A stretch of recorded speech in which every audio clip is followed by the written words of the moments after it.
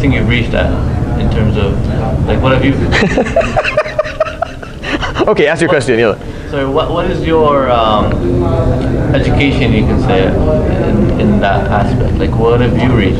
Oh, what I read. So what I did was because I studied in Saudi Arabia as a child, I was able to read 2 texts in Madhab al-Hanbali as a young. So I got to read Zad al-Mustaqni' and I got to read al-Rawd al-Murbi', which are very, very, very influential books in the Madhab. What do you mean by read? So like in a halaqah like this, similar like this, the Shaykh would be reciting the book and explaining, and we would be sitting there taking notes or something like that. And I was pretty young at the time, but I was lucky I attended those 2 when I was a kid. And I took a number of other texts in different, not in fiqh specifically. Then when I went to Syria, my imam, 2 of my teachers, one of them was a fiqh Shafiee, very committed fiqh Shafiee, and the other one was a fiqh Hanafi. So I was able to read 2 texts with each, and I continued in university to read another 2 texts in Madhab al-Shafi'i. So I read 4 texts, preliminary, secondary, tertiary, and then a large text. We went through al-Majmu' in about 6 years, throughout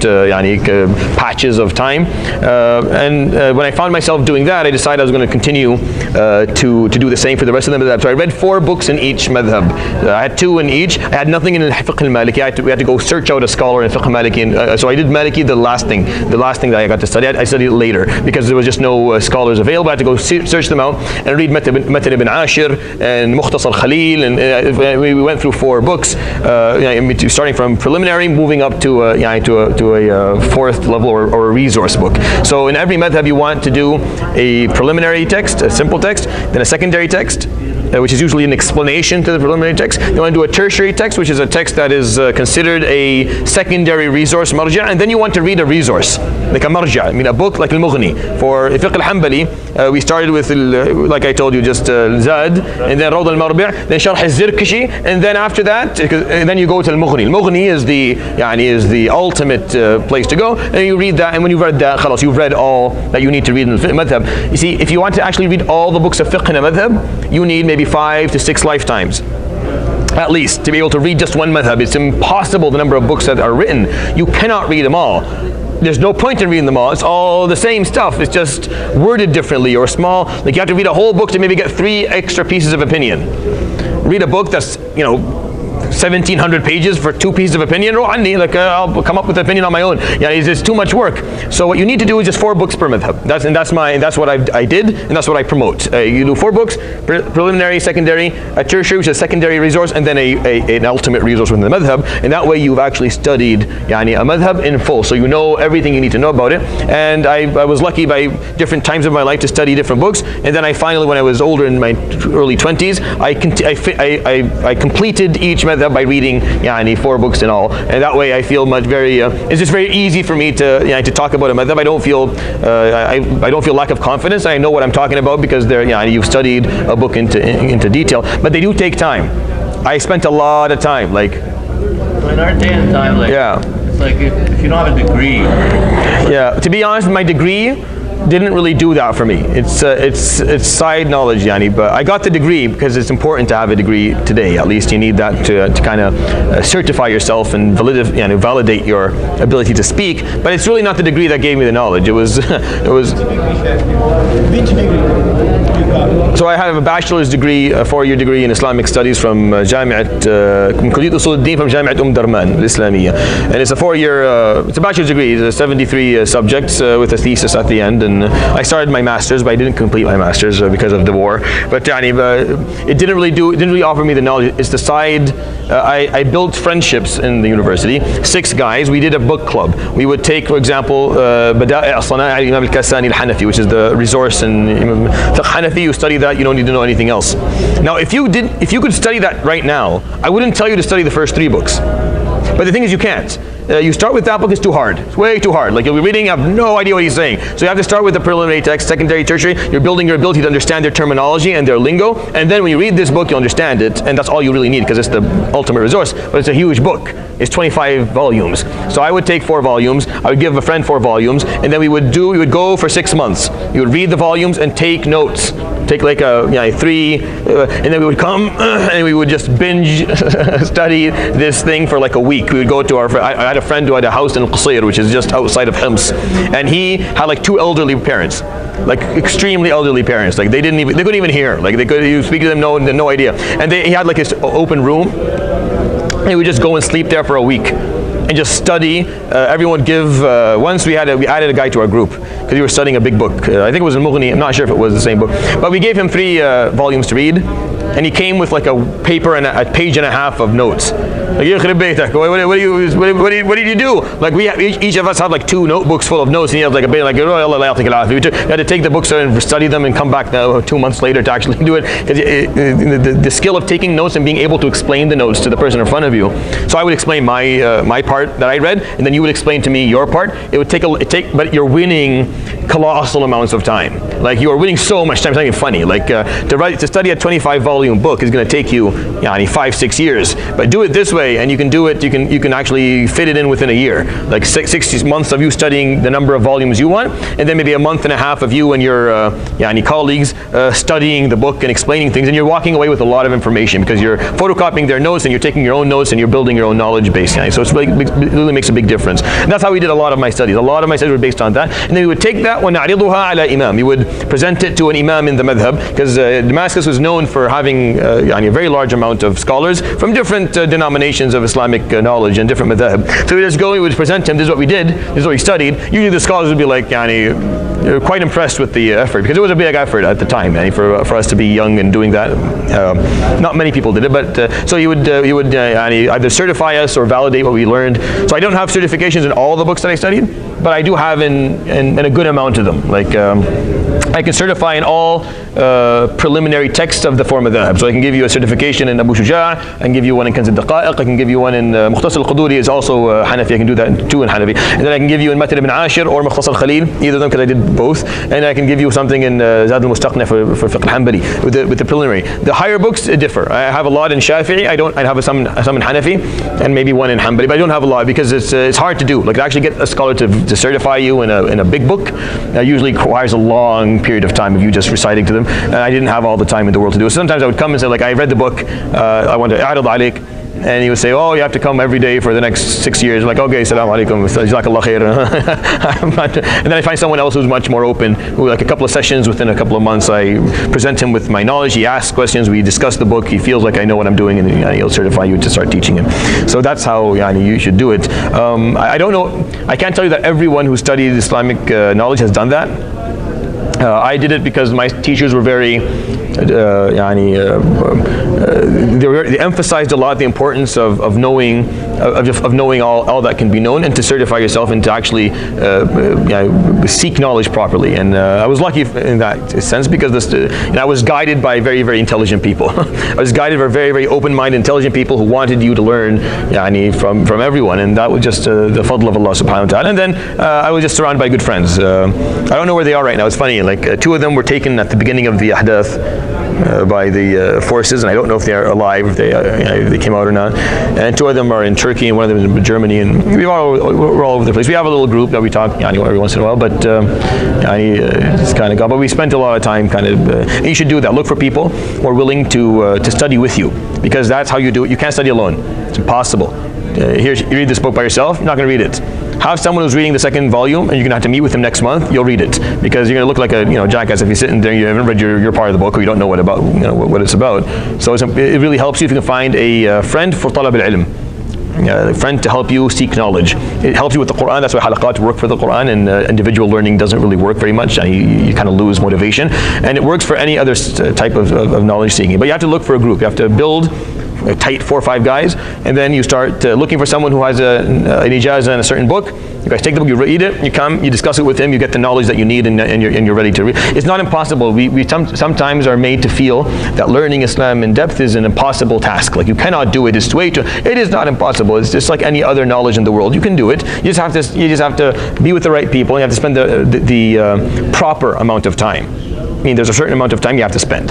It's not going to happen with, it's not like studying from university where you can cram like your whole thing in 2-3 nights and pass and end up, oh, I passed this.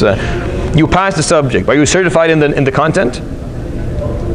Like, remember we crammed, you crammed before, right? Yeah. And that's all you do probably. Like, so if you crammed before, so you passed your, whatever, give me an example of it.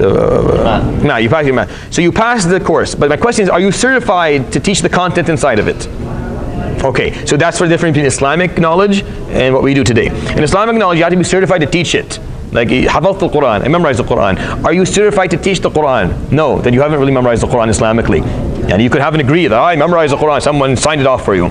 If you're not certified to teach it, like you don't know it well enough, you don't know the tajweed, and you don't know the articulation and the pronunciation points, and you don't know the actual surahs, and you can't teach it to someone else and actually benefit them, then you're not ready to, it's not considered, so it's more learning through competency, instead of learning with merely just a mark in a course, or no, it's actually learning through, you know your material. And for me, that really went a long way. Like, it helped me a lot in my life, always learning with competency. I'm trying to learn something, so I know it, so I can explain it to you, so you can understand it. If I don't know it that well, then I don't really know it. Then I just, yes, I passed the course, I have a 60 or a 70 or an 80 or a 90, but I don't know how to teach it, then I really didn't do anything. Did I answer your question in general? So I think that's what you should think about when you're, all right. Go ahead. It's on? The whole time. This whole thing? Okay. Musiba, like, okay.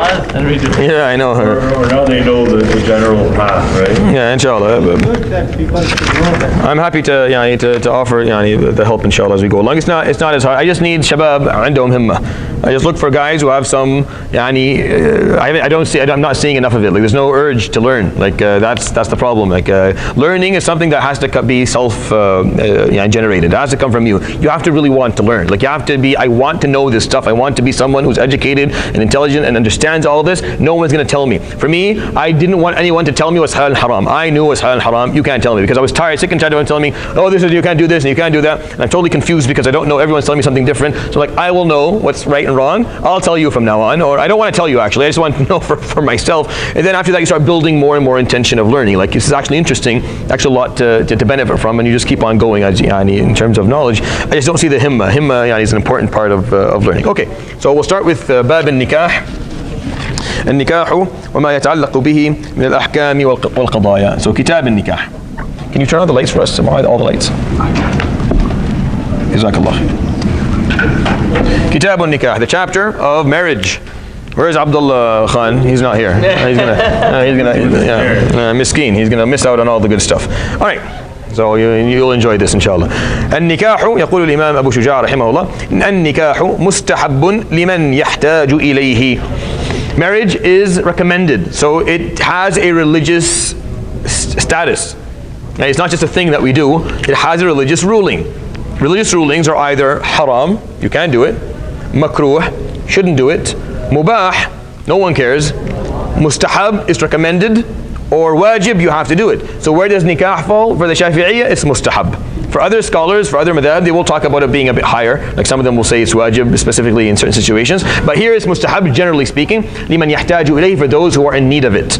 Meaning, if you are a functioning, physiologically functioning male or female, and you need marriage, then it is recommended that you get married.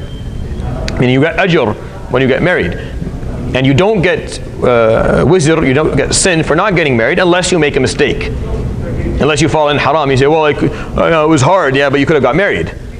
Right? It was recommended that you got married. You got married, and you didn't get married. That's your choice. Now you have to live with the repercussions of that choice of now committing zina, la samahullah, or committing a sin. So that's something to think about. ويجوز للحر أن يجمع بين أربع حرائر وَلِلْعَبْدِ بَيْنَ اثْنَتَيْنِ. As I said, we're going to find a lot of rulings regarding slaves. Because at the time there were so many slaves. And there were rulings in Islam to maintain their dignity and to make sure they had rights. They're not going to have equal rights to everyone else because they're still slaves. They will have equal rights the moment they buy themselves out of slavery and they can live as a free person. But they do have rights. Before Islam, slaves had no rights at all. I mean, they weren't considered human beings that were going to be given rights. But Islam came and actually gave them rulings and gave them rights. And it's acceptable, it's permissible for the hur, for the free man, to marry up to 4 free women. You're allowed to marry up to 4 women. And for a slave, he can marry up to 2. He can't marry up to 4. So almost, you can find most of the rulings in Islam is whatever is for the free man a half is what is going to be considered for someone who's a slave until they can get themselves out of slavery. Yes? روح اركضوا لك. روح.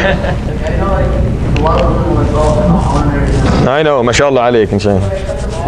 Yes, you can have them all if they're, because I doubt like more than one or two or three goats are looking for you, so you're not gonna. ولا ينكح, we should edit that out, inshallah. Remind me to edit that out. ولا ينكح الحر أمة إلا بشرطين. And a free man should not marry a slave woman except with two conditions. عدم صداق الحرة. He does not have the dowry to pay for a free woman. وخوف العنت, and he is fearing falling into zina. Al-anat, which is zina. So Islamically speaking, and this is not just for the Shafi'iyya, this is for the majority of the madhahib, the majority of scholars, is that a free man should look to marry a free woman. That's what he should be doing. It's both men and women, right? Yeah. Like a woman also should. Yeah, exactly. So it works both ways. You should be looking to marry a free woman, unless you're too poor to afford it. Or you may make money soon, but you're fearing that you're going to fall into zina, so you're going to marry a woman who doesn't have slavery. And this is to encourage people to free themselves out of slavery. Everything in Islam is either closing the doors that lead to slavery and encouraging people to free others and for slaves to free themselves, to get out of slavery so you can live a full life. Because it put the system of getting out of slavery, Islam put the system, because before there was no system. You could be a slave who has $1 million, but you can't get out of slavery because no one wants. They want to sell you. They want to offer it to you. But Islam forces you have to do it. If you have the money, you can go to a judge. You can get yourself out of slavery. So you're encouraged to do so that everyone's free. And that's how Islam basically got rid of slavery in most of the Islamic parts of the world, within the first 200 years of its existence. But still, a certain amount of these people existed for quite some time. So this is saying if a person didn't have the customary amount of mahar, then he could look towards one of his slaves. Yeah. And then does he still give a mahar to the slave? Half of it, right? So we'll come to that in a second, inshallah. Yeah. But yeah, he gives half of the mahar to the slave lady. Okay. وَنَظَرُ الرَّجُلِ إِلَى الْمَرْأَةِ عَلَى سَبْعَةِ أَضْرُبٍ. And for a man to look at a woman, there are 7 different situations. Now these are important to understand, and understand that there's context to them, meaning that not everything we're going to read is agreed upon within all scholars. I disagree with certain points of it, but generally speaking, it's a nice way to look at it. He says, أحدها, the first one, نظره إلى أجنبية لغير حاجة فغير جائز. For you to look at a woman who is not mahram to you, she's not your mother, your sister, your daughter, your aunt, your nephew, your niece, and she's ajnabi to you for no reason. And this is talking about just staring. She looks good and you're just looking. Just following her, looking at her. That is not jaiz in the deen. If you're looking at an ajnabiyya, there has to be a haja. So there has to be a reason, meaning you're talking to her. You're conversing on a subject of importance. You're visiting. Any families are visiting, and you're talking. So but if you're just sitting there and everyone's talking, you're just staring at this girl, right? Just looking at her. She doesn't ajnabi, that's haram. And this is what he's talking about here, Imam rahimahullah. So be mindful of that as a man. That you shouldn't be looking at women for no reason. If she's talking to you, look at her because you're talking. It's very rude. But not, you're just sitting around. Don't be staring at them. And we all know that we tend to want to do that all the time. So be mindful of it within your own self. Maybe in regards to looking, like physical looking, like all 7 of them are looking. Yeah. Talking about eyesight. So anyone who's blind doesn't have to read this at all, which is true. والثاني نظره إلى زوجته أو أمته. For him to look at his wife, whether a free wife, or أمته, which is a slave wife. Either way, means she's still a slave. She's a wife, but she's still a slave. فيجوز أن ينظر إلى ما عدا الفرج منهما. You're permissible to look at her as much as you like, except for the farj. The farj is the saw'a, which are the genitalia. Now that is not the prominent position for the Shafi'iyya today, or for any of the madhahib, by the way. So this is something. This was the stance for the madhahib back maybe 100,000 years ago. Today it doesn't stand for different pieces of evidence that exist, and just for general fiqh, jurisprudence discussions that have happened that show really no reason for this to be there. But this was mostly built on a hadith where Aisha radiallahu anha said, "La ma ra'aytu minhum wa la ra'a minni." The Prophet never saw, I never looked at that part of me, I never looked at that part of him. But the hadith itself lacks authenticity, and there are other pieces of evidence that suggest suggest otherwise. And there's really no reason for you to, Islamically, to limit or restrict al-halal when there's really no restriction for it. So when you get married, yani go crazy, do what you want. Like, it's really up to you But I will warn you that what they say here is not just based on evidence, it's also based on experience. That doing that all the time is not the best idea. Meaning there are certain parts that aren't supposed to be exposed all the time. Exposing them all the time can mess with your sexuality. It can mess with your understanding of sexuality and your interest in it and the way that you deal with it. That's why we dress at home. When you're married to your wife, if you're alone, you're not sitting naked all the time. You're dressed. Well, why are you dressed? You don't have to be dressed. It's just that's a better way to do it. If you're not dressed all the time, that actually can mess with your understanding of things. So do take what he said here, rahmatullah alayh, with some level of respect. That there is some benefit in what they're saying. But generally speaking, this is not the prominent position for the Shafi'iyya now or for any of the madhab at this point. والثالث نظره إلى ذوات محارمه أو أمته المزوجة فيجوز فيما عدا ما بين السرة والركبة. For you to look at your maharim, your mother, your daughter, your sister, your aunt, your niece, your granddaughter, your grandmother, and their sisters, أو أمته المزوجة, or a slave, your slave that you own, who is married to another man, فيجوز فيما عدا ما بين السرة والركبة. Then you can look at her as long as you're not seeing from the navel to the knee, right? So, and this is the Shafi'i position, and it's the Hanbali position as well. The Hanafi might have a bit of a different look at this. We'll talk about that inshallah as we come to it, because it's too detailed. But when it comes to your mother, you're allowed to see the upper part of her body. You're not supposed to be looking at it, but it's not haram for you to see it.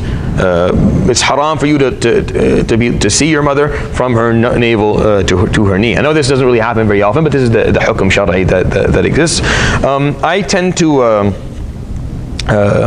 side by the opinion that's not in this book. It is one of the aqwal for the Shafi'i. It's one of the opinions of the Shafi'iyya themselves and other texts and of the other madhab as well. That for your maharim,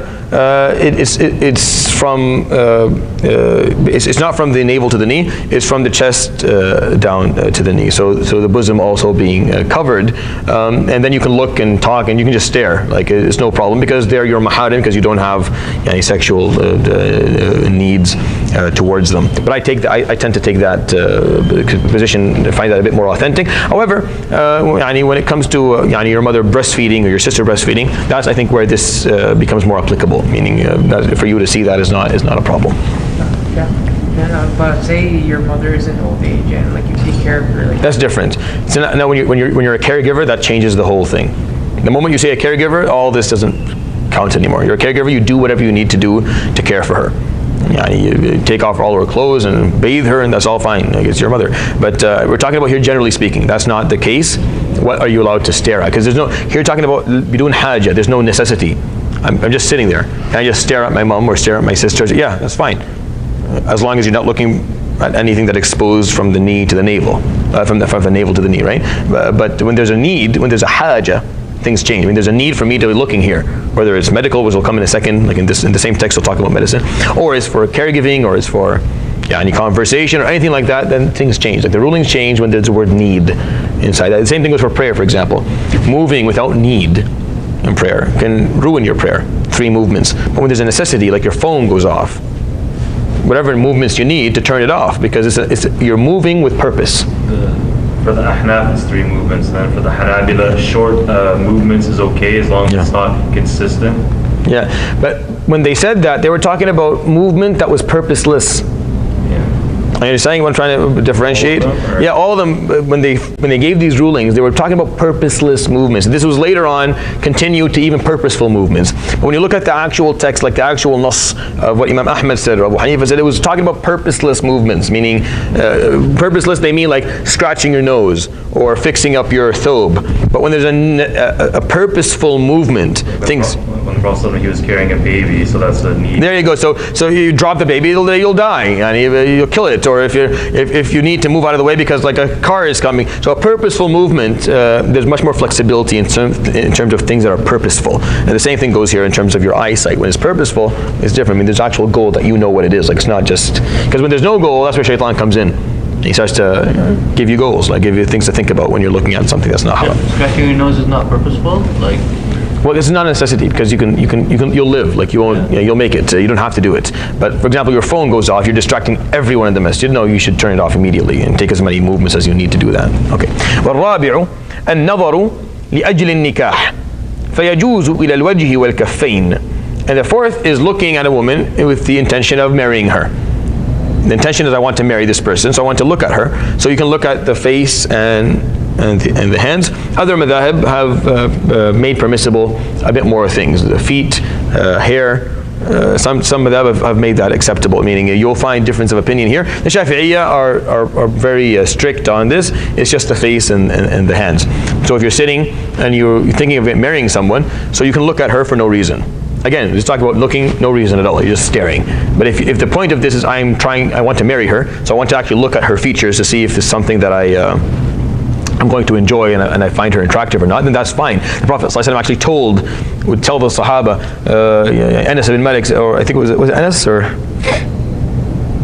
I don't know. It wasn't Anas. I think he's the one who was narrating the hadith. I forgot, subhanAllah. But he said that a man came and said, Ya Rasulullah, I have did khutbah with a lady of the Ansar, from the Ansar. And he was a guy from Mecca, so it definitely wasn't Anas, because Anas is an Ansari anyway. But so he told him, أَنَظَرْتَ إِلَيْهَا, have you looked at her? And this hadith is in Muslim. Have you looked at her? فَقَالَ لَا قَالَ إِذْهَبْ فَانْظُرْ إِلَيْهَا فَإِنَّ فِي أَعْيُنِ الْأَنصَارِ شَيْئًا. Go look at her, because there's something about the eyes of the Ansar. They're different than us. Look at her, see if you find her attractive, because you may not find her attractive. So the man went and looked at her and he said, I'm good, Ya Rasulullah. So he continued. But he was commanded to go see, go make sure that you're okay with the way she looks, because that's an important part for men. What if she has like a deformity that it's not? Yeah, so be patient, they'll come in a second, inshallah. It's a part of you'll talk about that specifically that point. والخامس, the fifth, النظر للمداواة, to look for the purpose of healing or for caregiving. فيجوز إلى المواضع التي يحتاج إليها. You can look at whatever you need to look at, whatever is needed at that time. You look at. It's based on necessity and on purposefulness. So a doctor can. A lady's giving birth, the male doctor can look at whatever he needs to look to make sure that the baby comes out easily and the woman doesn't bleed out or die. That's fine. So there's nothing haram about that. That is something that all madhahib agree upon with no difference of opinion almost at all. The only difference of opinion exists for scholars who say men shouldn't become gynecologists or obstetricians, like people who work with, and that's a different story. I don't agree with that either. I personally would never do it, but I don't think that's a rule of thumb. والسادس النظر للشهادة أو للمعاملة. فيجوز النظر إلى الوجه خاصة.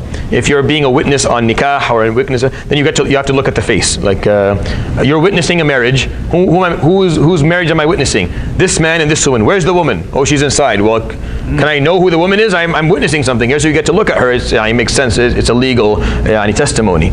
والسابع النظر إلى الأمة عند ابتياعها فيجوز إلى المواضع التي يحتاج إلى تقليبها. And this is of course a very difficult one to talk about. The seventh is to look at if you're buying a slave lady, then you get to look at her before you buy her. That was back in the day when you could buy human beings. This is before things changed, alhamdulillah, drastically in the right direction. Well, to a certain extent in the right direction. So you're allowed to look at whatever you need to look at from her in order to know who she is and if she's healthy enough or to know what you're getting at. So is it still permissible to buy slaves, or you can find them? No, but I mean, like, the point of it is to say that it's allowed to look at somebody if you're going to buy them. That means it's okay to buy them. Yeah, so that's not what this is what we misunderstand when we read these things. This is not permitting buying or selling slaves. This is saying this was the norm of the time. This is what was happening, right?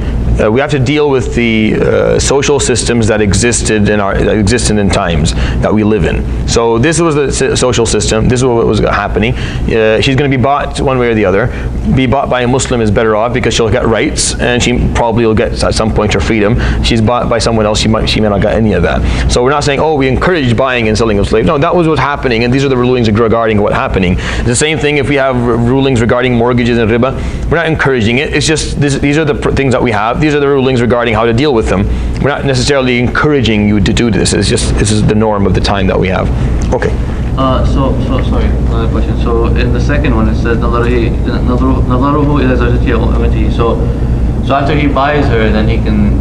If he wants to. if he does the aqd of qiran with her. So amatihi, if he married her, like if he gets into the contract of marriage with her, because she may get into a contract of marriage with someone else. So basically that's saying the amma is a different definition for both? Yeah, so for the first one, amatihi litazawwajha, yani mulk yaminihi. And here it's just a general. So when you have a slave, you can either marry her, or she can marry someone else, and you can be the wali for her. Like you can be the person who marries her off. So it's a very unique relationship. ولا يصح عقد النكاح إلا بولي وشاهدي عدل. And it's not a valid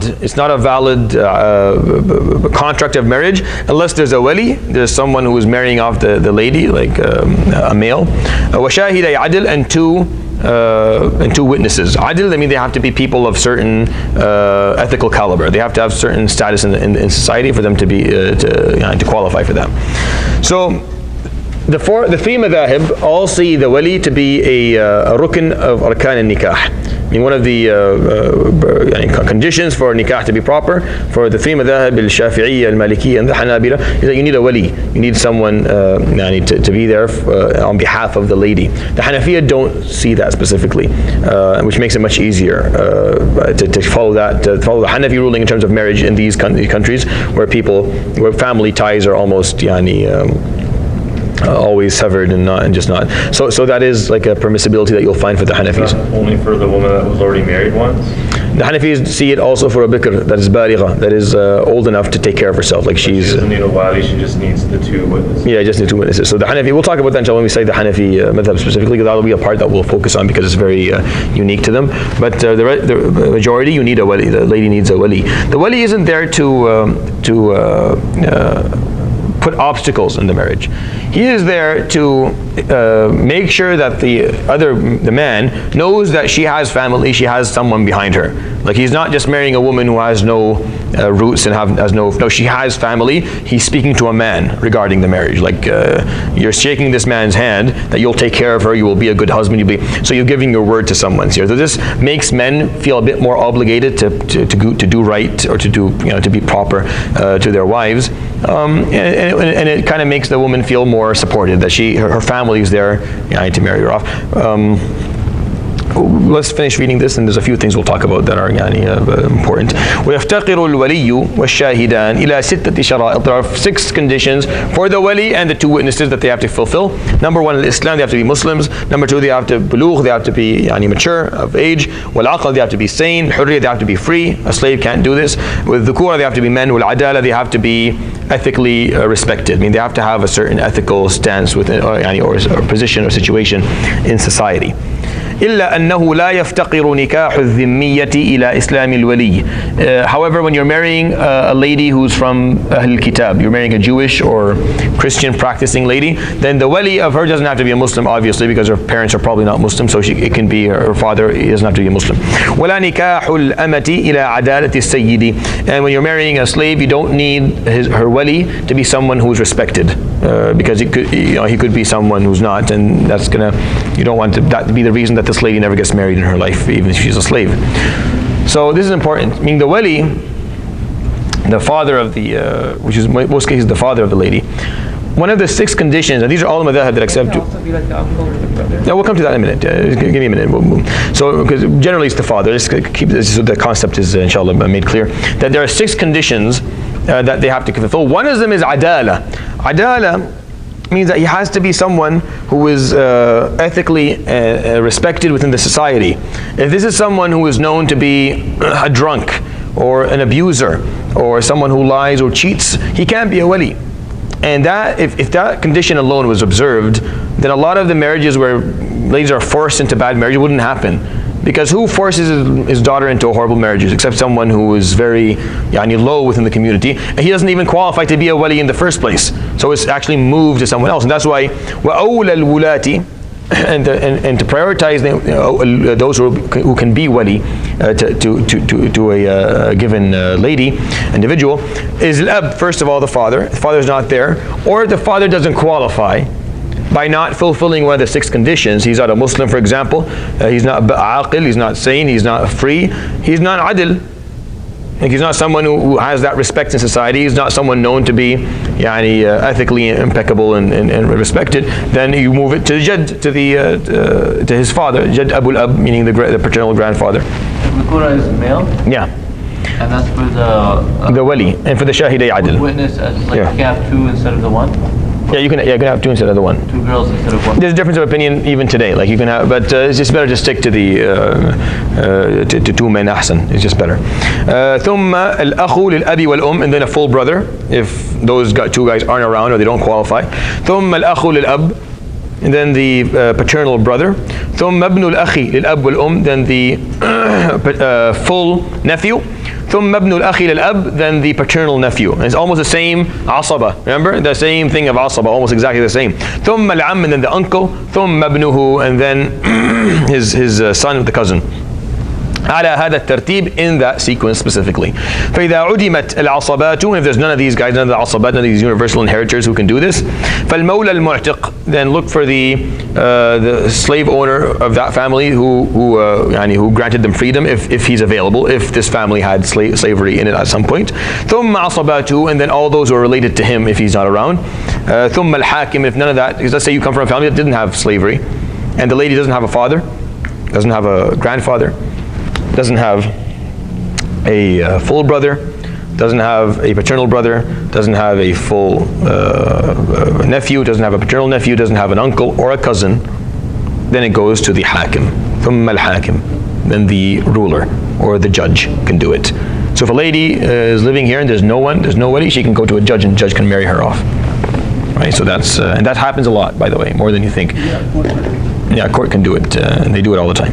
ولا يجوز أن يصرح بخطبة معتدة. It's not permissible for you to verbalize and formally express that you want to marry a lady who's in her iddah, meaning a lady who is in that period after she gets divorced or after her husband passes away, where she shouldn't marry. You shouldn't verbalize or make it formal. ويجوز أن يعرض لها, but you can hint to it. It's permissible for you to make a hint that you're interested in this person during that period, but you can't initiate any form of marriage or engagement during that time. A specific length of time? 4 months. Yes, 4 months and 10 days, and ثلاثة قروء for the lady who's divorced, which is 3 cycles of her menstrual period. By talking about wali, what do we need? What would we do? The permission or just being there? So we'll come to that in a moment, inshallah. وينكحها بعد انقضاء عدتها. He can hint to marrying a lady in that period, and then he can marry her after her iddah is done. Okay, والنساء على ضربين. There are 2 types of ladies in terms of marriage. ثيبات وأبكار. Those who are married before, and those who are not married yet, have never been married before, أبكار, بكر. فالبكر يجوز للأبي والجد إجبارها على النكاح. It is permissible for the bikr, for the father or the grandfather specifically, to marry her off even if she's not okay with it. And this is the Shafi'i, Maliki and Hanbali position. Abu Hanifa, the Hanafiya, and Imam al-Awza'i and a number of the Tabi'een don't side by this at all. And today, even the madhahib so the Shafi'iyya today don't side with this today. So this was the prominent position for the first maybe 700 years for those 3 madhahib. And then even today, even the Hanabila today and the Maliki today, they don't side with this position. Well, why was it acceptable to begin with? You want to say something? Yeah. Wasn't there a clear hadith that mentioned that her consent is required? Yes, yes. Her silence is her consent, so therefore she voiced her Yep, yeah, and they would take that as recommendations. They didn't. So that's how they. And that's why today this is all changed, because of the clear-cut evidence that they actually went against what the Prophet ﷺ taught. Well, why did they do it? What was the reason? Well, the reason was very simple. It is unheard of that a father would marry his bikr daughter, his unwedded daughter, to someone that he didn't trust was going to take care of her. Meaning, fathers are the people who are going to look out for their daughters the most, look out for their best interest. So they didn't feel that this was going to jeopardize or compromise the well-being of daughters, because who's doing it? It's the father. Who's going to care for this person more than her own father, right? So that was the idea behind it. Now, throughout history, that proved not to be the case at all. That a lot of fathers and grandfathers don't mind marrying off their daughters just to make their own personal gain or financial gain, not caring about those people at all. And thus this was reconsidered.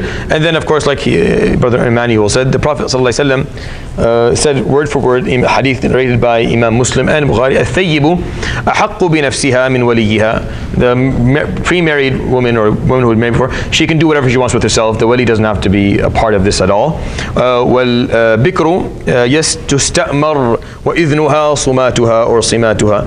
And the bikr who isn't married, she has to be asked if she's okay with it. And her idhn is either her saying it or being quiet in bashfulness, meaning she feels ashamed to say that yes, I'm happy about it.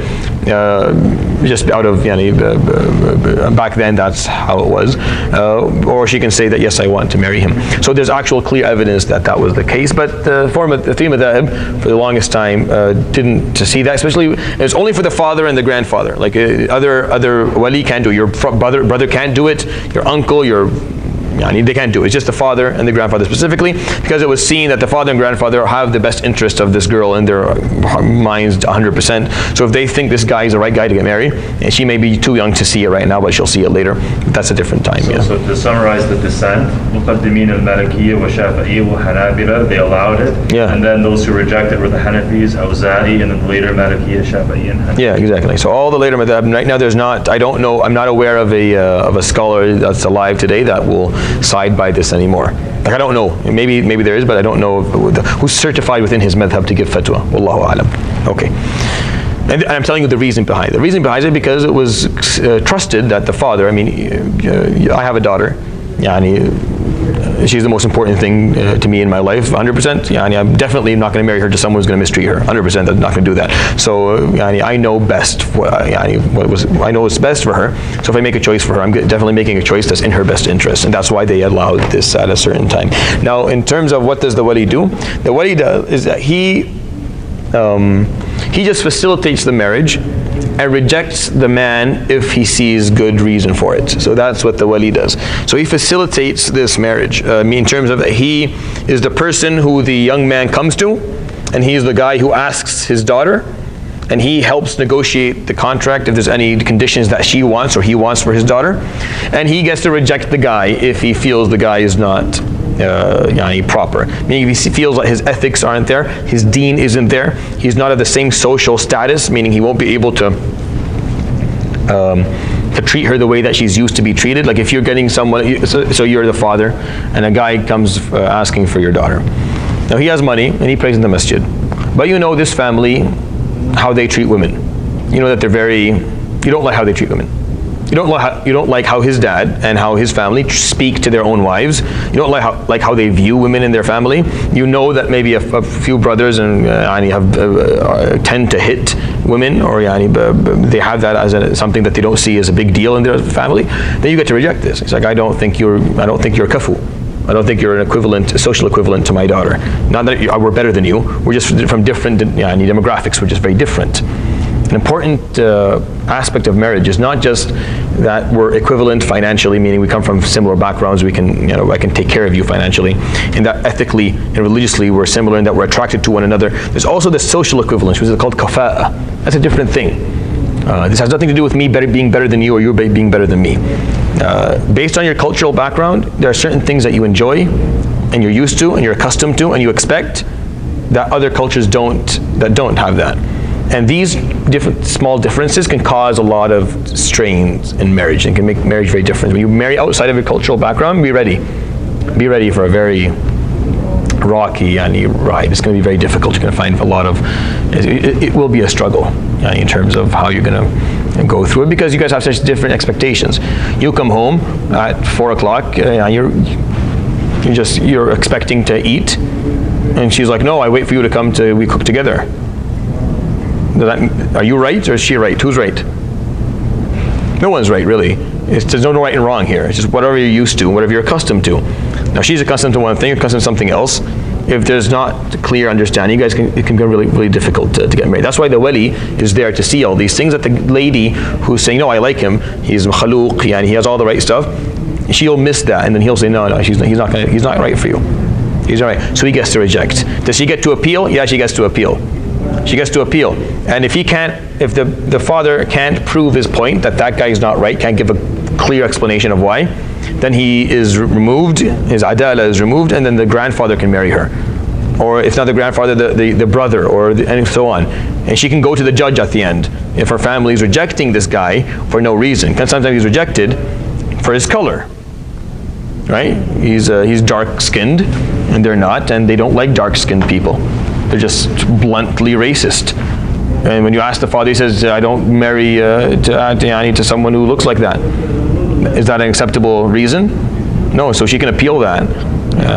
The Hanafiya, see, that's the beauty of the Hanafi madhab, because she doesn't need to.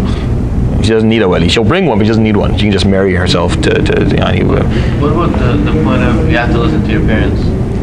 Well, it comes to that, what I'm explaining. Does he have an argument that is proper? Yeah, like the parents say, okay, he's darker, and she's like, no. So that's not a proper reasoning. Like if I were to tell my daughter the reason I'm not going to marry, because I know that he'll beat you. I know, I've seen him get angry, I've seen his temper, and I know what his family, and he will hurt you. He will hurt you. So no, I'm not going to marry you to him. That's a strong, valid argument. But I'm like, oh, he's really dark-skinned, and I don't want my grandchildren to be a certain color. That is a completely unacceptable argument, and then that can be refuted almost immediately, and you can move on to another wali. I was just going to say, Hanafi madhab, just to make sure. So the wali is required, but is it recommended? Yeah, it's recommended, but you don't need it. Yeah. But then, isn't that going to cause like there to be like tension between them? Yeah, 100%. But then, wouldn't that go like, well, you're not treating your parents? No. They don't get. So birr al-walidain has nothing to do with your choices in life. It has all to do with your choices regarding them in life and their choices in life. Like your birr for walidayk is to make sure that they're not hungry, they're not cold, they're not homeless, they're not sick without you tending to their wounds, and that's what your birr is. What you study, where you live, what car you, none of their business. There's no birr there. They can't tell you, wallah, ita'aq unless you live in London. No, I can live wherever I want to live. It's depending on where I get a job. But I will always support you. Like my birr is regarding their well-being, not regarding your life choices. Unless you make a life choice that is haram, right? Then it changes. Like they can use birr. If you're going to say, I'm not going to pray anymore, or I'm going to marry someone who's not a Muslim or not Ahl Kitab, I'm going to marry someone who's from a different, then you can hold them to that. But generally speaking, you like someone, you want to marry a lady, she has all the right stuff, and your dad looks at her and your mother like, I don't like her. بغضب عليك if you marry her, I won't speak to you. Yeah, but why? Heck, I don't like her. Why? Heck, I just don't like her. No, why? What's the reason? I'm telling you, she has a good religion, she has a nice family, she's what's wrong with her, and I'll listen. No, I just don't like them. Meaning it's personal, meaning she's serving her personal agenda. Your mother doesn't like her mother, they always not liked each other, and she's going to punish that lady by not letting you marry the girl. No, you can do what you want then. But you have to think about the consequences of doing that. It's not about birr now, it's about social consequences. You marry a lady that your mother hates, good luck. That's all I'm going to say. Just good luck. Okay. وَالثَّيِّبُ لَا يَجُوزُ تَزْوِيجُهَا إِلَّا بَعْدَ بُلُوغِهَا وَإِذْنِهَا. As far as the thayyib, you cannot marry her off unless she is unless it's unless she is informed and it is her decision. Like she has to give permission for this to actually happen. And that's for all four madhab. So it was just the issue for bikr. Just if she was unmarried and she's young, that the father or the grandfather, for the early Shafi'i, Hanabil, Malikiya, would allow him to marry her without asking her. They are off. And this happened a lot, and there was really no problems for it. The way, the custom for it is pretty simple. I'll give you an example just to explain this point, because the father will tell the daughter, she's sitting there, she's 18, married, Wallah fulan ija today asking for you, and I accepted. Right? I accepted to marry her. And she starts to giggle, and she's all happy because she's like, whatever you want, Baba, whatever you say is, I'm good with it if you're okay with it, because that's the type of family that exists. And she's all excited about getting married, and her father chose someone good for her. Understanding the idea here, it works for the male as well.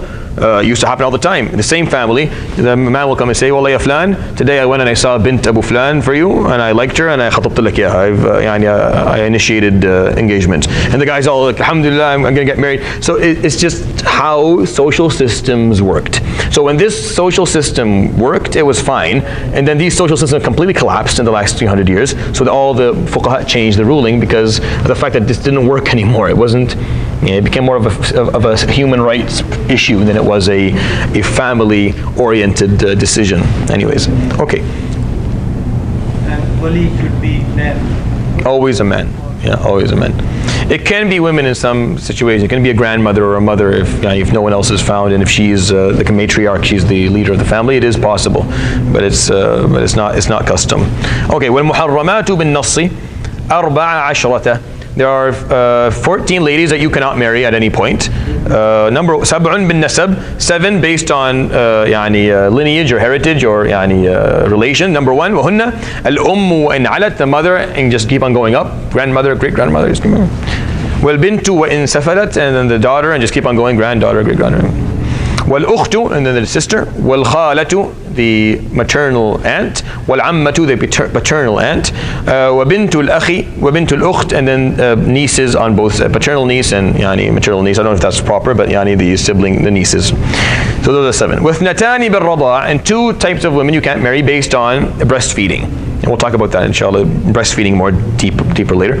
الأم المرضعة, so your mother who breastfed you a certain amount at a certain age. والأخت من الرضاع, and if you have a sister who you and her were breastfed by the same lady, whether it's your mother, her mother, or some other lady. So you guys become siblings and you cannot marry. The rulings regarding that change. I mean, you cannot stare at her or look at her like you do a mahram, but you can't marry her. So you have to treat her like an ajnabi, but you can't marry her. So even though you have no genetic relationship, you can't marry her. Yeah, you can't marry her. Yeah, but you can be a mahram to her for hajj and stuff like that. But there's certain, it's just different. We'll talk about that inshallah. Come time for it. What about the daughter of the muta? Yeah, and then it'll come. Just give me a second. We'll say in a minute. وأربع بالمصاهرة, and 4 based on marriage, it becomes haram. الزوجة, the mother of your wife, you can never marry her. والربيبة إذا دخل بالأم, and if you marry a lady, you cannot marry any of her daughters that aren't from you. Like you marry a lady, she already had daughters. You cannot marry those daughters. Once you marry the lady, you've actually consummated the marriage. وزوجة الأب, and your father's wife, you can never marry her. وزوجة الابن, and your son's wife. So these 4 you can never marry based on marriage. Like what led to this was a previous marriage. وواحدة من جهة الجمع, and 1 from the perspective of gathering, of marrying more than one lady. وهي أخت الزوجة, you cannot marry the sister of your wife with still married to her sister. You can't marry 2 sisters. So I marry this lady, I can marry 3 others, I just can't marry her sister. ولا يجمع بين المرأة وعمتها, and I can't marry her aunts either. So I've married this lady, I can't marry her sisters, and I can't marry her aunts either at the same time. I can't have them at the same time as my wives. ولا بين المرأة وخالتها, maternal aunt. So I can't, if I divorce her, I can marry her sister or her aunt, but I cannot marry, if I'm married to her, I cannot marry her sister at the same time or her paternal or maternal aunt at the same time. ويحرم من الرضاع ما يحرم من النسب, and if you are whoever is haram for you to marry through breastfeeding, it's the same thing will apply to her that applies to nasab. So if I can't marry this lady because she's my sister in rada', I can't marry any of her descendants. I can't marry her daughters. Is that understood? So I can't marry this lady because she's my mother in rada'. I can't marry her sisters. So this changes the whole dynamic altogether. So يحرم من الرضاع ما يحرم من النسب. Does that answer your question? Okay. Now we'll just read this one and then we'll stop. وترد المرأة بخمسة عيوب. There are 5 عيوب, 5 deformities that if you discover on the night of marriage, meaning they weren't disclosed to you, and they were hidden and concealed and weren't disclosed to you, this marriage can be annulled. Like you can annul the marriage. Bil junun, if she's insane, if she turns out to be like crazy, like extremely mentally ill, extremely mentally ill with a very clear diagnosis of schizophrenia or bipolar or something very, very clear, this has to be disclosed within the term of khutbah. She has this, or if she's mentally challenged. but the way that you got married, but you didn't talk much. You just sat there, you looked at her, she smiled at you, you smiled at her. You thought she was sane, then you married her and she stood out, she's not there. No one told you about that. If they told you about that and you're happy with it, good for you, but if not, then you can annul the marriage. وَالْجُذَامِ وَالْبَرَصِ وَالرَّتْقِ وَالْقَرَنِ. And these are all diseases words for diseases that existed at the time. So Jutham is a skin disease that is concealed. Al-Baras is a skin disease that is based on discoloration of the skin. Al-Ratq is for there not to be a place for you to actually consummate the marriage. I mean, she doesn't have a full genitalia as a woman. Qarani, the same thing. It's just a different type of. So Ratq and Qaran are the same thing basically. These aren't important. What's important is if there's a concealed. This is what they agreed to. If there's a concealed deformity within the body that would affect the man's ability to have children, to have intercourse, or affect his attractiveness to the lady, this has to be disclosed from her, because this affects how the marriage will work. وَيُرَدُّ رَجُلْ بِخَمْسَةِ عُيُوبٍ. And the man, she can also annul the marriage if she finds 5 deformities in the man. بِالْجُنُونِ, if he's insane, or if he's extremely mentally ill. وَالْجُذَام, the same thing, a skin disease. وَالْبَرَص, the same thing.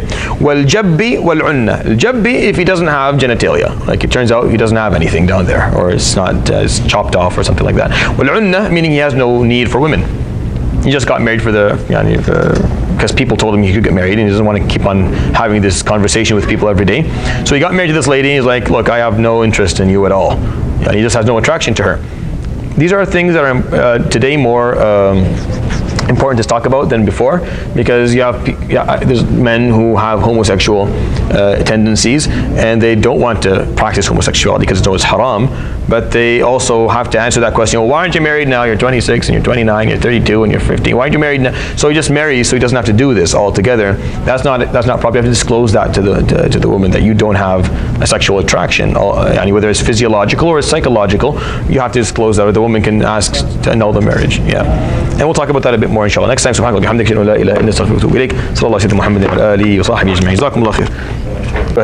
بسم الله الرحمن الرحيم. الحمد لله رب العالمين. اللهم صل وسلم وبارك على سيدنا ونبينا وحبيبنا محمد وعلى آله وصحبه أجمعين وبعد. So we're still in Kitab al-Nikah. We're talking about marriage and everything that is associated with marriage. This is a very important chapter within the book. There are a lot of differences of opinions regarding certain things. When we come to talk today, we'll start talking about divorce a bit. Divorce is going to be very difficult because there's so many differences of opinions on divorce. I will pick and choose what I'm going to talk about comparatively in fiqh, and other things I'll just leave as is. I'll just tell you what I think is the best way to do it, and we'll just leave it until we talk about a different, because other mutun will be easier. The earlier parts will be easier because we did a lot of comparative there, and then we can do comparative when we're doing like the Hanbali madhab or Hanafi. We can do comparative within. We don't have to do all the comparative in the Shafi'i one, which will take us literally forever to finish. So we start today with talking about the dowry or mahr.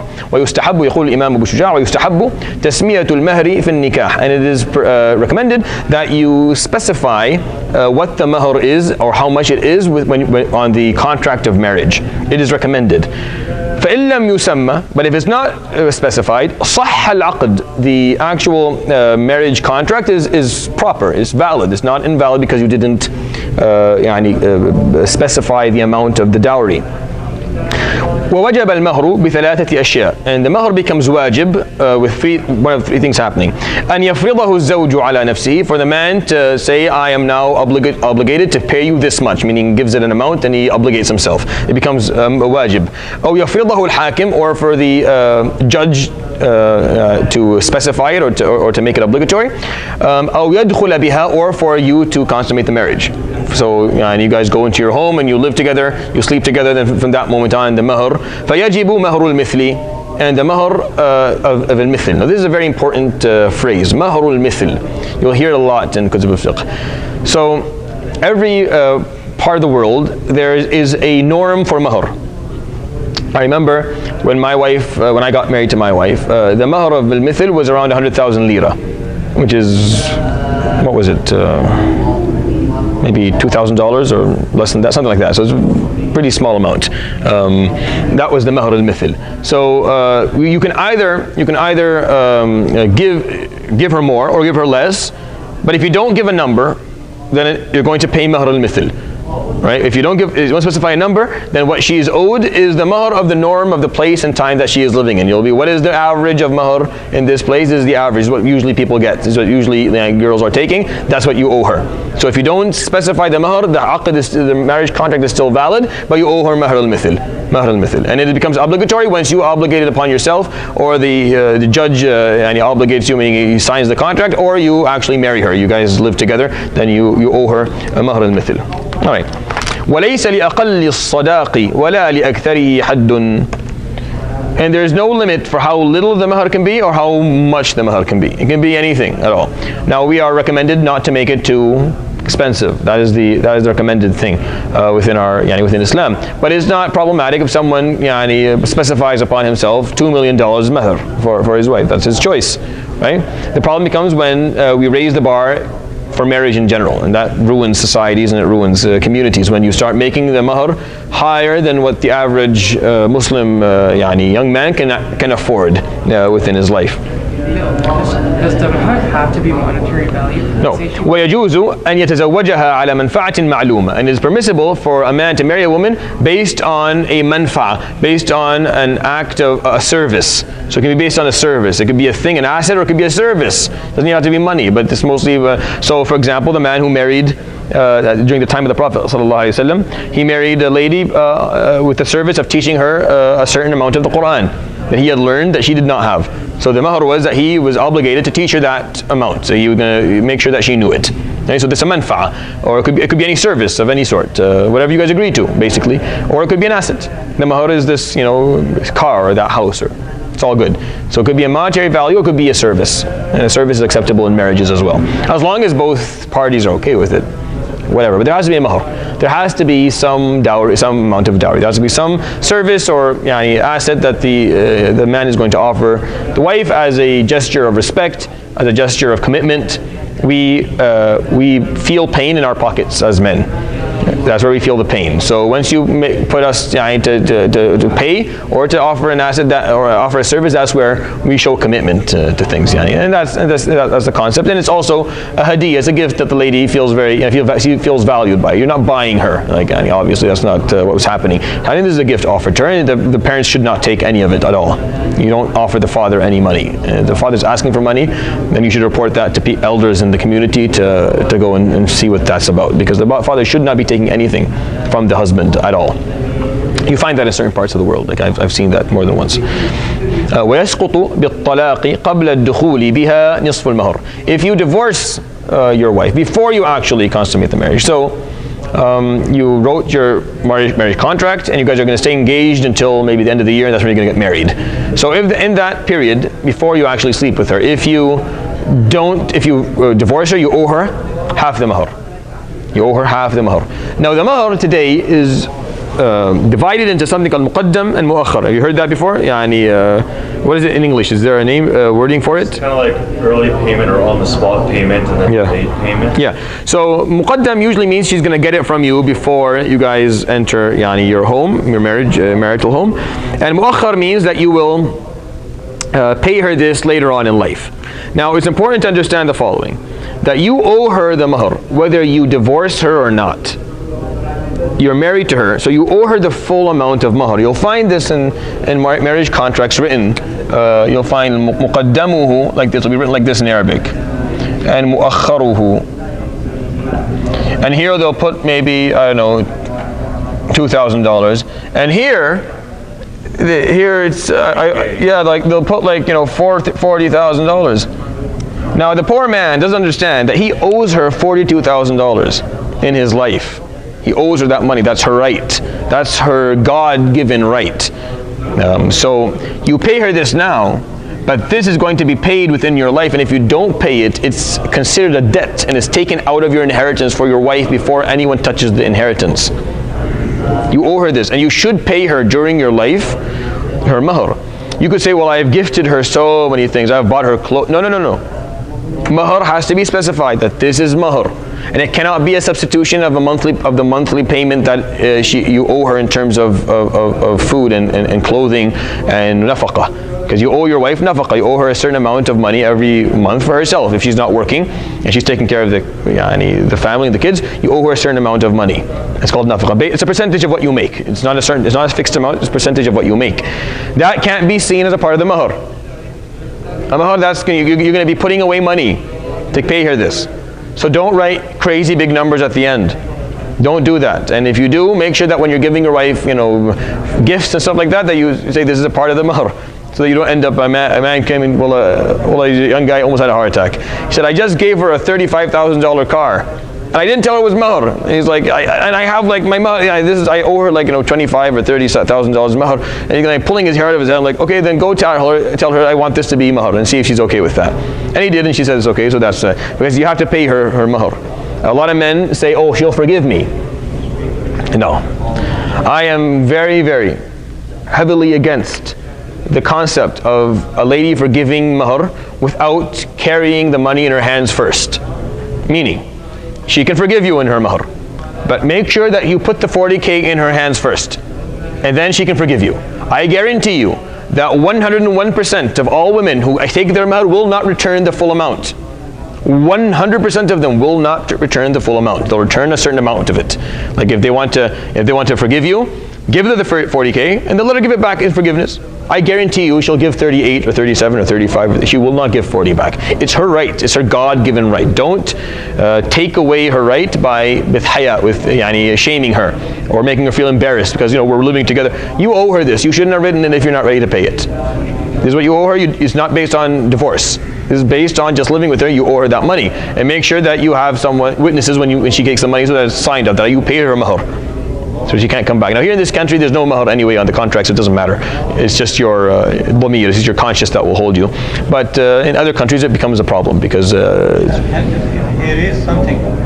When you go to the city, you have to register a marriage in the yeah, but there's no mahar in the registration process. Yeah, not in the city, but so the lady can't ask you for her mahar legally when you divorce her in this country. But other countries, no, she can ask for it. So you have to make sure that you pay the mu'akhar. Don't make the mu'akhar too big. Don't make it a large number. It's important that's understood. That you owe her that. It has nothing to do with the nafaqah. It's nothing to do with taking care of the family and the kids in the house. That's her money. That is away from the money that you owe her every month just to live by. It's her mahar. So you have to put away. You have to start putting away money. It's like a student loan. It's like a loan. You owe her. You're not ready to pay this loan. You make what, $2,000 a month and you have nothing. Don't write $40,000 on yourself.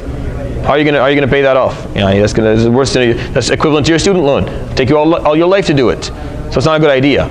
And then if you don't and you buy a house using maybe $35,000 and you guys get divorced, she's gonna take it. You owe her that place. You use her money. That's her money. Because once you have it, a debt is paid up front, right? Before you do anything else, before you buy houses or cars, you have to pay your debt. This is debt. That's what, when your mahar is divided, the second part of the mahar is debt that you owe your wife.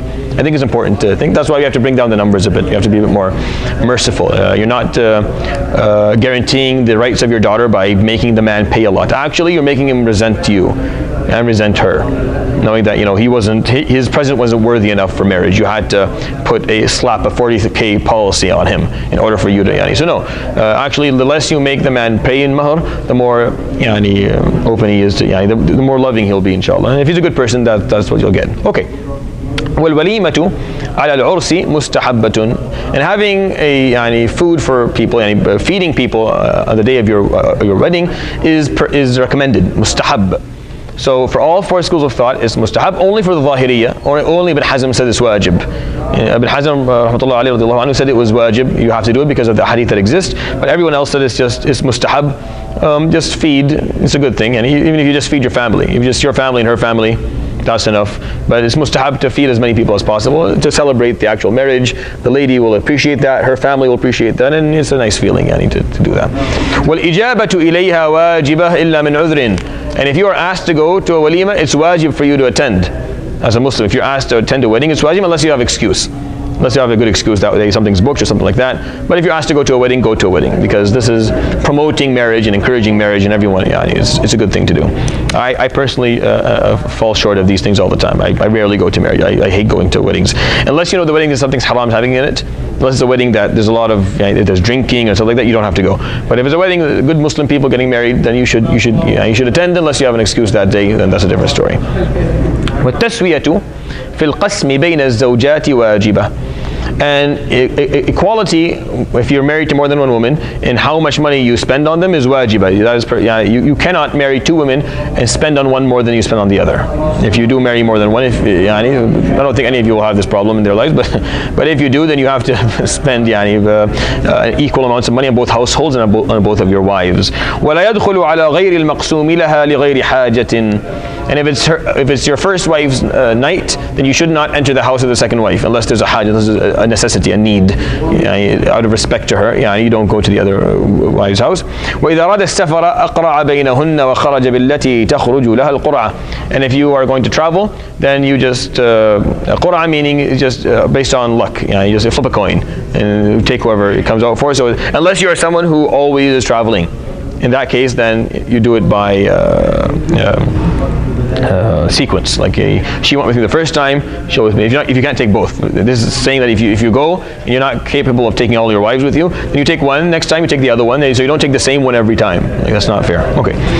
So it's all based on equality and fairness when you're married to more than one woman, and you have to be someone who has enough money. This is one of the conditions of marrying more than one woman, that you have to have. If I'm spending $10,000 a month on this household, and I'm going to marry another woman, it can't turn to be 5,000 and 5,000. No, this 10 has to stay. I have to be wealthy enough to I now have a new 10. Okay, I'm making more money. I have an extra $10,000. I'll spend on this new household. It has to be equal, and I cannot take away from the money that I'm spending on the first household. That's a very important point in marrying more than one woman. So you have to be someone who is wealthy. But let's say you're paying only $500 a month on this household, and you have an extra 500. It's fine, but that means you're pretty poor. And if the lady is willing to marry you anyway, and her family is, that's their choice. Some people live, some people don't care. Like, money is not a problem. That's how they live. Especially if you go to the to Bedouin areas where they live, they don't have money at all. They have very little provision. And usually the men are married to 3 or 4 women, and everyone is pretty standard of how things run. They just whatever extra they have, they marry another, as long as they have enough extra in terms of equality, paying the same amount for each household. I was going to say, in terms of like, say you are married, you have your first wife, and you want to marry a second. Does your first wife have to be already? She has to know. She doesn't have to agree. She has to know. In order for marriage to be proper in Islam, you have to do i'lan. It's one of the arkan. You have to. People have to know about it. Now, who has to know about it? Those who are close to you. Who's closer to you than your own wife? If she doesn't know about it, then how is this? Not everyone has to know about it. I don't have to know who's every person in London if they're married or not. That's not my. But your vicinity, your surroundings, the people, your acquaintances, they all have to know. So a man who's married to another woman and his first wife doesn't even know about it, that's problematic. Now, most scholars don't take that position, but it's a more modern position that I am very, very I take very seriously because this is actually a clear breach of some of the basic concepts of marriage in Islam, because people should know about it. Now, she doesn't have to agree to it. Of course she's not going to agree to it. Most women won't agree to it. Some will, but unless she conditions on you, on the contract of your marriage with her, that she will not have a second wife, there would be no second wives, then she can't really do anything to hold you accountable. If she does, then you can't marry another wife. And if you are, then usually there's a penalty, or you have to divorce her. There has to be something done if you decide to marry another woman. But if not, then no. But the thing is, why would you want to marrying another woman without the consent or the acceptance, even if it's not like open-hearted acceptance of your wife, is not recommended. It ruins families. You can ruin your life with your first wife, and if you have kids with her, which is usually this case here. Usually it's men who are going through a midlife crisis who decide they want to get up and marry another woman, and they already have like 4 or 5 kids. You could destroy this household. So it's important that that this is discussed, and if it's not proper, this is a huge issue to talk about. Today, men are no longer, it's frowned upon, even in Muslim societies, for men to marry more than one woman. But on the other hand, it's quite difficult for men, for all men, to stay married to only one woman throughout their lives. A lot of men have they have those needs to marry more than one, and for them not to be permitted to do it even properly and through the halal way is actually quite problematic. So if you are someone who feels that they may want to marry another woman in their life, make sure that's something you bring up when you're marrying your first wife, that I'm open to that. Are you open to that? Is this a deal breaker? You'll be surprised. Not all of them it's not a deal breaker to all of them. Yes, many of them, especially Western Muslims, and they won't be open to it. But others, you find it quite different. Depends on the type of depends on the place you're coming from in the world. Anyways, I don't want to get into the details of all that, but it's just the basic fiqh of it is important, because that's a philosophical. And then and if my wife sees this, then I want to go home and I want to be able to sleep in my house tonight. So, okay. وإذا تزوج جديدة خصها بسبع ليال إن كانت بكرا وبثلاث إن كانت ثيبة. If you do marry a new woman or another woman, then you, if she's a virgin, meaning she was never married before, you owe her 7 nights to be with her and only her. And if she's married before, then you owe her 3. وإذا خاف نشوز المرأة وعظها. Now, if there's nushuz is a term that is differed upon among scholars. The majority say that she is disobedient and ma'roof, meaning she's doing haram things. He's saying something haram, acting in a way haram, but it's not fawahish. She's not doing something, she's not betraying you. Other scholars specify nushuz to be the betrayal, meaning she's starting to look at other men, speak to other men, doing things that are related to her chastity. So if that's what you're fearing, or you're seeing actions that are related to that, either way, wa'adhaha, meaning you speak to her with the best of, with the most tender of words, meaning you're very tender in the way that you speak to her and how you remind her of Allah subhanahu wa ta'ala. You're not allowed in Islam to yell or to verbally abuse your wife ever. If you do that, that can be very problematic. She can get a divorce for that. She can get the judge to divorce her from you, if that's what you do. So verbal abuse is off the all forms of abuse is off the table, but verbal abuse is held very highly in Islam. You do not say anything that is disrespectful. You do wa'adh. فإن أبت, she doesn't listen, إلا النشوز, to continue doing the haram that she's doing, هجرها, you stop coming to bed at night. Like you sleep elsewhere. You sleep in a different room or a different bed. فإن قامت عليه, and she is still persistent on doing that, هجرها وضربها, then you can lightly strike her. And darb here is hajara, I mean you don't sleep with her, and the concept of darb that exists in the Quran and that is talked about, very controversial in the deen, is what you're permitted to do. Now, how is that? What are the guidelines that we have within the deen regarding that? The Prophet ﷺ said bisiwak. So you know what a miswak is? The miswak? Yeah. So the miswak. You use a miswak. So it's not a concept, that it's not a beating. Actually, if any lady or any man, to be honest, in a marriage, presents to a judge, Islamic Muslim judge, and there's a mark of being struck, then not only should she get a divorce, he can go to jail. So إذا كسر عظما أو رد لحما, or that is immediately a felony. That's not something you're allowed to do in Islam. A man can't beat his wife, black and blue, and say, well, I'm doing what the Qur'an, she did in the shoes. No, that's not how it is. Darb in the Quran is a physical gesture. It is telling your partner that we're coming to the end of the line. The next step is going to be a divorce. We're going to ruin our family. It's a wake of jail, and of course the evidence for this is overwhelming within the history of Islam and the books of fiqh. They didn't feel the need to verbalize all that because this was understood. The Prophet ﷺ was with he never did it, but he said use a miswak. The Quran has dughth. Dughth is like if you take some grass, like a bunch of grass, that's what a dughth is. And that's what when Ayyub alayhi salam in the Quran, he swore that he was going to hit his wife if she didn't stop complaining about what Allah subhanahu did to them. He made a yameen. When he got better, he said, I made a yameen that if I got better, I would, for Allah subhanahu tells him, take a dughth, take some grass, and khalas, and that's the end of it. So it's not a punishment, it's more of a gesture of a wake up call, that you have to change. it became physical for a moment, and the wife now is understanding that we're on a different, things are need to change quickly. So it's not about punishment, and it's not giving you access to actually harm your wife in any way. She can, again, any mark of being struck or being hit, she can take that to a judge, and you can end up going to jail, and she gets her divorced, and she gets compensation as well. And that's Islamically speaking. And it's only for that particular. It has to be that, nushuz. It has to be disobedience and haram for some scholars, and betrayal, which is the prominent position that I take here, that it has to be something regarding betrayal or fahisha, that she's trying to do something, and she's starting to ruin the family in a way that's unfixable. Okay. ويسقط بالنشوز قسمها ونفقتها, and if she continues to do the nushuz, then you don't owe her the nafaqah, to give her money every month for herself. Of course, for the family and the house you do, but for herself you don't. And qasmuha, meaning the nights that you spend with her, you don't have to do it equally anymore if you're married to more than one woman. وَالْخُلْعُ جَائِزٌ عَلَى عِوَضٍ مَعْلُومٍ. Al-khul' is when we end marriage, when the lady asks for divorce, asks for this marriage to end. And she wants to be separated from her husband. She wants the divorce to happen, but not that husband initiating it. She wants to initiate it. She wants to end it. عِوَضٍ مَعْلُومٍ, meaning she can offer the husband some compensation. She can tell him, I don't want the mahr, just let me go. She can do that. Or she can say, here, I have I need this much money, take this money, just leave me. I don't want to be married to you anymore. So she can do that.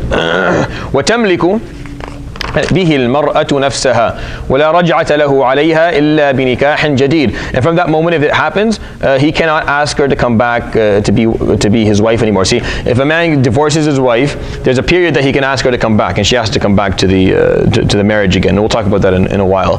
But when she does khul', she's not required to come. I need to go back. They're completely separated, and they can only be married again بنكاح جديد. If they initiate a completely new marriage. When he comes, he brings in the witnesses, his family. They write a new marriage with a new mahr, with a new everything. It has to be as if they weren't married before, right? But khalas, once the khul' happens, they are completely separated. There's no grace period where we can ask her to come back. Yeah. Does she have to marry somebody else and No. get rid of them first? No. It's only in the regular. Yeah, only in the regular, after the third tatliqa.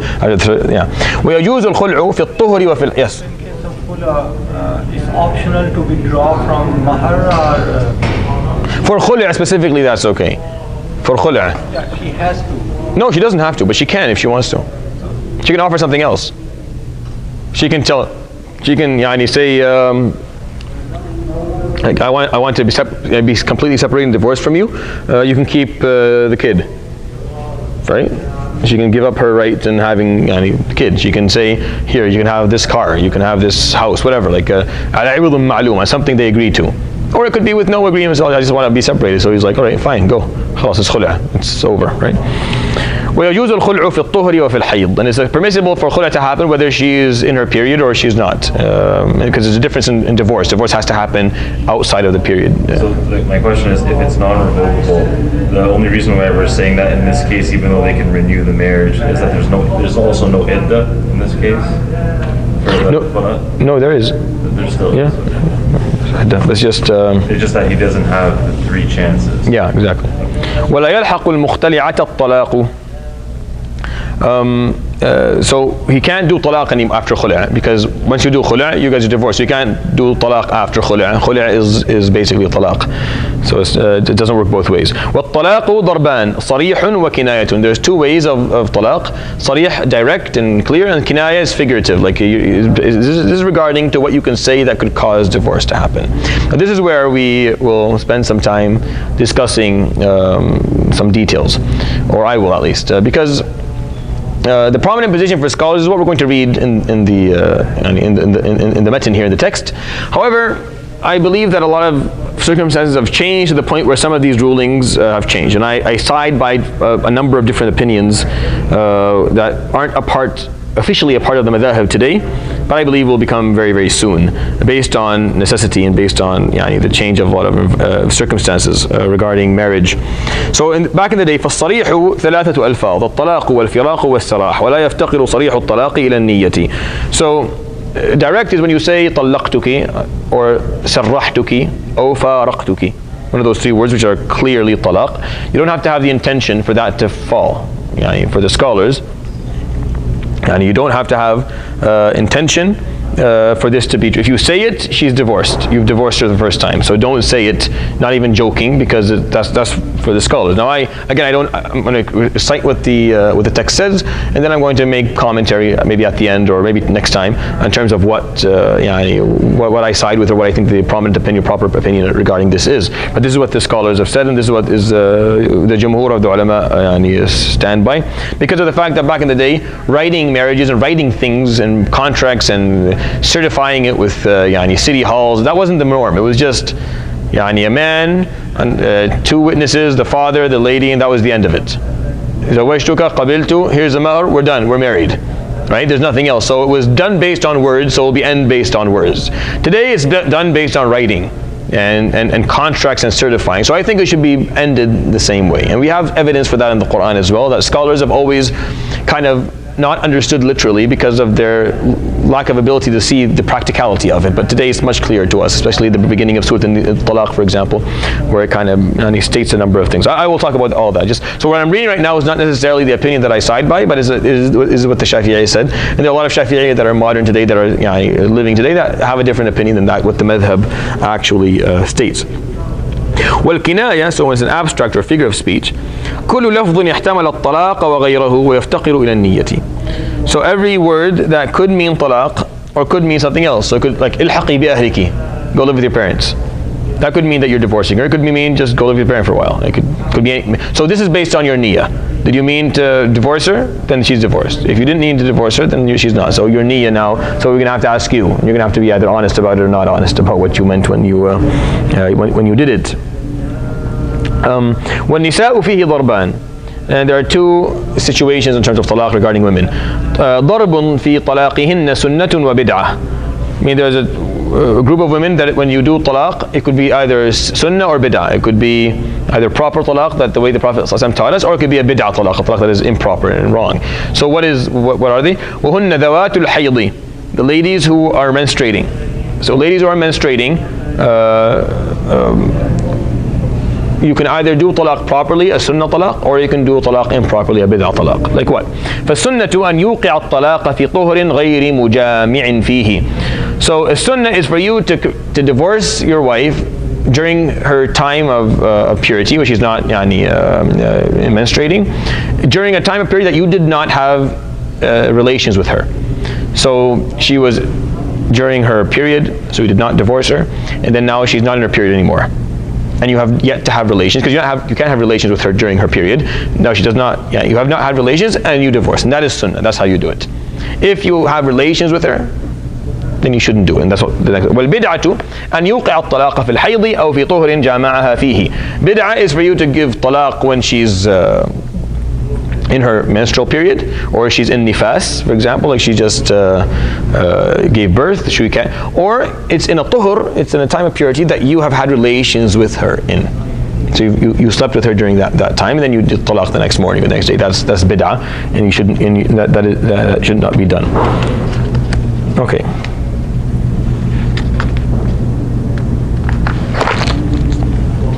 The talaq still happens, but it's a bid'ah talaq. Meaning the talaq actually occurs, but it's a bid'ah. Meaning you made a mistake and you should go back. You shouldn't have done it. You shouldn't have initiated at the time. But the talaq still happens. Like you still divorced her. وَضَرْبٌ لَيْسَ فِي طَلَاقِهِنَّ سُنَّةٌ وَلَا بِدْعَةٌ. And there's a type of women where there's no sunnah and bid'ah in their talaq. وَهُنَّ أَرْبَعٌ. And there are four types. الصَّغِيرَةُ وَالْآيِسَةُ وَالْحَامِلُ وَالْمُخْتَلِعَةُ الَّتِي لَمْ يَدْخُلْ بِهَا. So all those who don't menstruate, either those who are too young to menstruate, and they used to sometimes marry girls who before they hit puberty, like a year before or 6 months before they hit puberty, or Isa, she's too old, she's done menstruating, or she's pregnant, or al-mukhtali'a التي لم يدخل بها, a lady who asked, wants to end did khula' before you actually consummated the marriage. And so those ones, there's no bid'ah and sunnah. You can just do talaq any time that you want to do talaq. Okay. So divorcing a pregnant woman is not haram. It's not bid'ah. It's not recommended, but it's not haram. So if you choose to divorce while she's pregnant, that's your choice as well. What's really important about understanding talaq is that talaq in Islam is a qarar. It's a decision. It's not a spree of the moment. It's not an emotional reaction. Men throughout history, especially in the early Islamic ages, were in much more control of their emotions than men are today. And that is something that is very, very clear when you read a bit of the books and you read fiqh. Men, talaq is in your hand as a man because you are less likely to say anything or look for divorce based on being upset or being angry or after a fight. Women are much more emotional. That may come to their minds more often or than men will. Today, that's not the case anymore, or for most men, that's changing. That's why it's important for you to start observing yourself as a man, that you do not behave in a reactional way emotionally. That you get upset and you want to end the marriage. That's not what men do. Men understand that marriage is difficult, that is an institution that takes a lot of work, a lot of effort. You put a lot of time into it. There are ups and downs. She gets angry, sometimes she's happy. This is not going to affect you as long as she's doing the basic stuff, as long as she's loyal. Like we said in the shoes, when as long as she's someone who's loyal, as long as she's a Muslim or she's a practicing Jew or Christian, meaning she has some belief that she holds on to, and her ethics and chastity are there, then you are good. She's fulfilling the basics, and you're not going to divorce her based on other stuff unless, at least in an emotionally reactional way, you're going to do it if you are based on a decision. Meaning we've been trying to make this work for a while and this is not working. I'm not happy and you're not happy, let's part ways.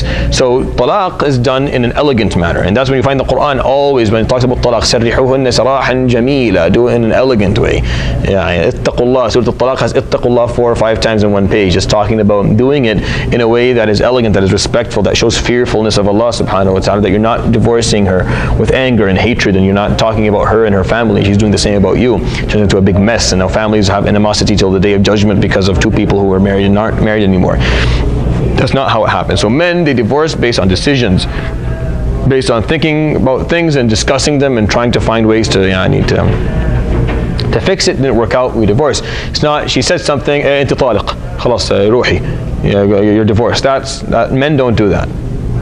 I'm sorry, males may do that, but men don't do that. And that's why talaq was put in the hand of the man, because he wouldn't do it. And if he is doing it, that means he's not worthy of that. That's why in certain contracts, the lady can ask for the isma to be in her hand. She can ask for the talaq to be her choice, not his. And you could agree to that as a man. You can say, yeah, I'm someone who doesn't control his emotions very well. You're much more stable than I am. Here, you keep it. So when I say it doesn't mean anything anymore. I want a divorce, the talaq doesn't mean anything. She gets to do it. You don't get to do it anymore. Which is permissible. If you know that you're that type of person, that's fine. But both of them can have the right. Yeah, but normally speaking, without specification, it's for the man by default. So by default, it's for the man, but the woman can have it as well if she chooses to have it. But men are supposed to be more stable emotionally. This is not anti-feminist. This is not sexist.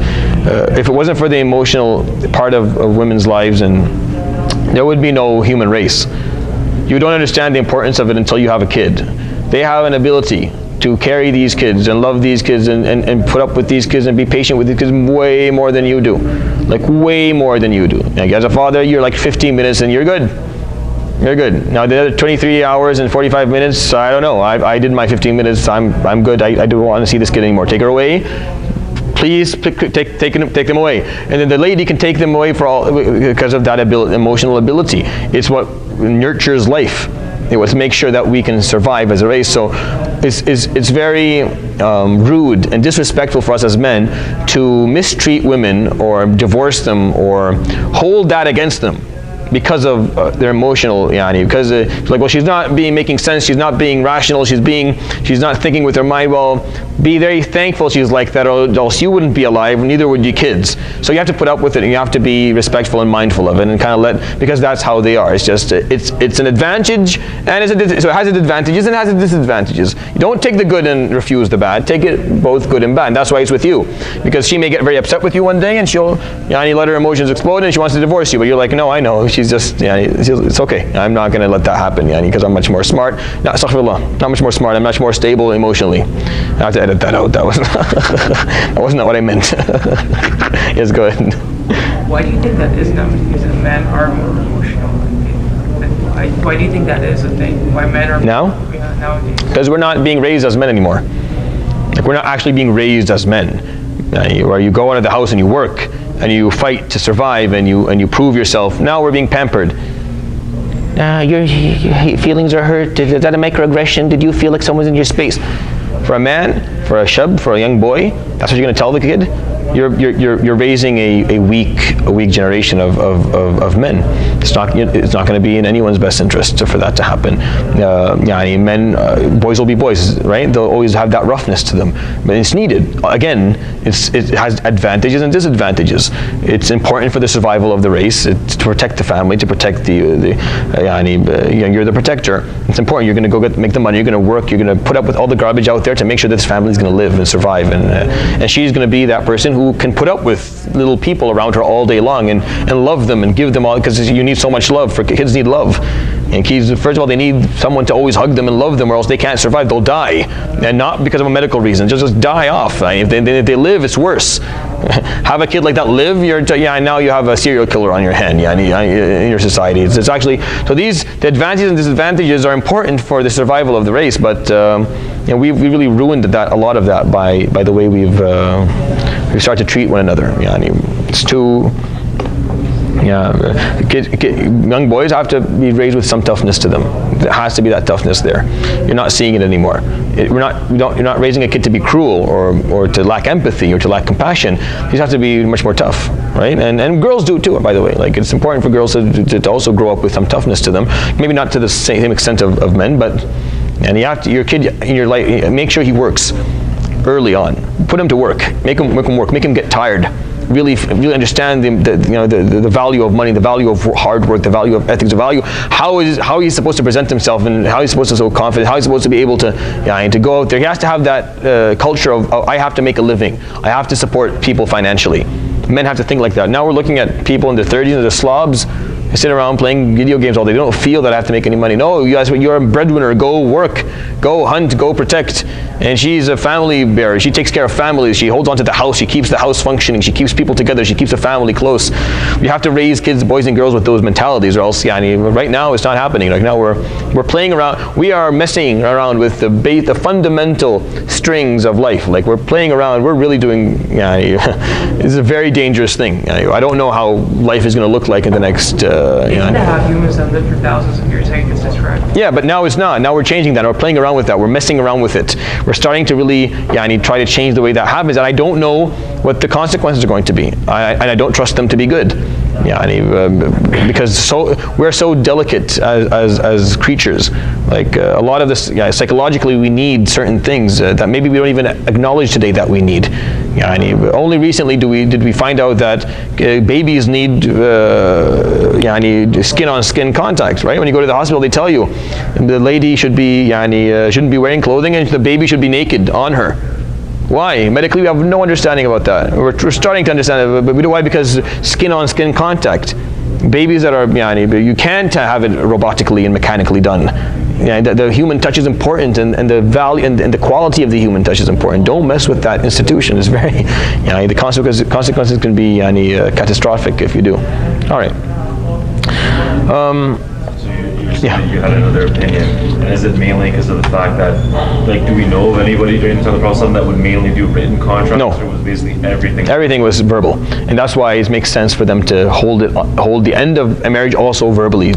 But today, because it's all written, I side by the opinion that, and I'll detail that inshallah next time, like who said this and all those stuff. That it's done by written contract. It has to be ended by a written contract. So we end marriage just like we started. We sit down, we have witnesses to write, we sit down, we have witnesses to write, and we're going to end the marriage. So words, you're still going to get ithm, you're going to get sin for saying it, right, and not following up with it. But does it actually occur? I don't side with the opinion that said it does, even though that's the majority of all schools of thought. It really is. But I don't think it's the, all respect, of course, to all the schools of thought, just based on the fact that I think a lot of the details of life have changed so dramatically that this, if we don't pay attention, we could start destroying families on a quicker rate. Like we're already seeing the rise of divorce rates in Muslim world. So if we can come up with fiqhi rulings that will lessen that and hold on to families, I think we're obligated to do so, and not leaving the deen. Actually, following what the Quran is saying, and I'll give some evidence to support that next time. Well, I think we'll stop with that much today because I'm losing my voice, and we'll continue inshallah next Thursday. Next Thursday maybe we still have 2 more Thursdays. We have next Thursday and the Thursday after inshallah. Okay, so